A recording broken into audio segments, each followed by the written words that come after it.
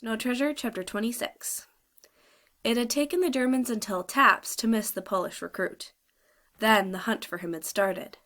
Nearer and nearer to the Klein Pearson came the searching party. But Uncle Victor was calm. If you couldn't find the boat in the daytime, knowing it was here, they're not going to find it at night, he comforted Peter. So let's not worry about their finding us. I'm only hoping that Torp and the other two don't pick this time to come aboard. The Germans trailed up the valley well beyond the two fallen trees, but here the snow was clear of footprints, as the three in the cabin knew. So their trip only served to churn the snow and widen the hunt. For with many footprints on the ground, later search parties would have more territory to cover. Uncle Victor, Rolls, and Peter continued to crowd at the peepholes in the fir branches over the ports. After a time, they saw the Germans turn backwards towards the cliff and the beach. If they search the woods, they can't help coming on the ski trail of our friend here. Uncle Victor meant Jan Lessig. That'll lead them here by the back way, and you can be sure they'll do some close searching. The next morning, the Snake was quiet as always. The Germans evidently had not yet found the ski trail, and Uncle Victor hoped to be at sea before they did. Just before dawn, Hans, Torp, and the other two sailors came aboard. They took turns watching for the enemy's approach, but the morning wore away, and they neither saw nor heard anything. The last of the gold would be brought down that afternoon. When it was dark, the Klein could sail.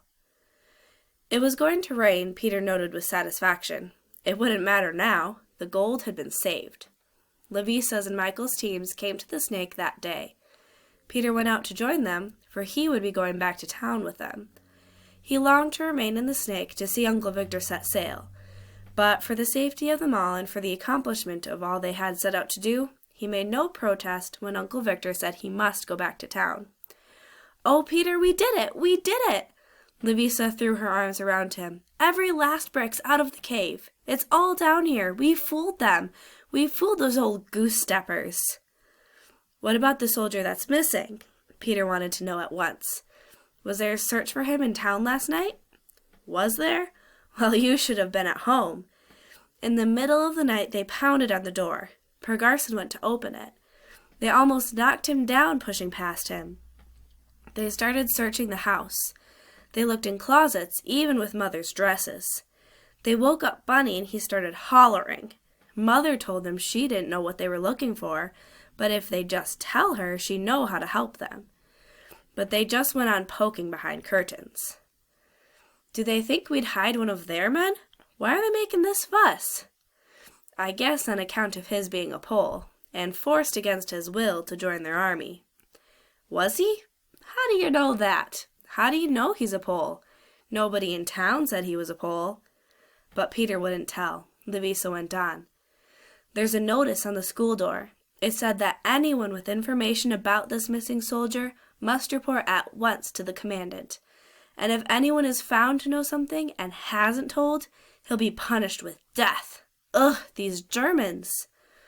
"Whew," Peter whistled. "Mother's afraid for the Holmes," Levisa went on. "She thinks the missing man might be hiding out around their barn, and she's going down this afternoon to warn them to get him out. For she said if they did find anyone there, it'd be pretty hard to make the Nazis understand the Holmes didn't want him. She'll be there when we get back."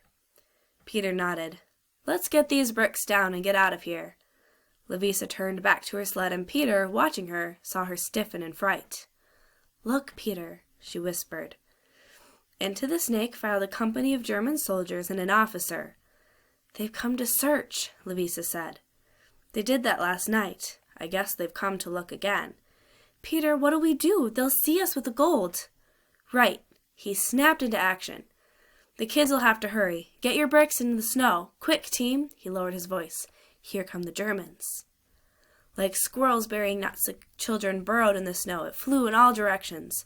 "Not so deep," Peter directed. "Just lay the bricks down and start the snowmen. Faster! They're coming!" Mittened hands had unloaded the sleds. Now the snow was being patted into hard lumps. The children were well practiced after so many months of winter. Soon was standing a fine army of snowmen. Michael's team was farther up the valley by the farthest of the two fallen trees. Peter gave the whistle they used at school when Mr. Anders was coming.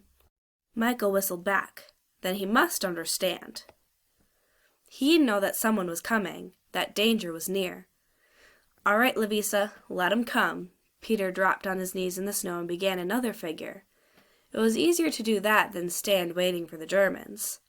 In all the weeks they'd been coming to the Snake, this would be the first time the Germans had come there at the same time. Lavisa thought something of this too. "They had to wait for the very last day," she grumbled. "They let us bring every last bit of gold out. Then they come and find it." "Shh," Peter cautioned. "Don't let them know you think anything is out of the ordinary in their coming here.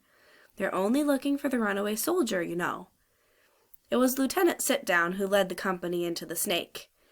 They came plodding through the snow into the level space between the two trees, and here the ground was dotted with children and snowmen. "There's no one here but these youngsters," he told the sergeant. "There's no use to ask them if they saw anyone, for they won't answer. I think we might as well go back." The sergeant drew up stiffly. "Pardon, Herr Lieutenant," he said. "The commandant comes."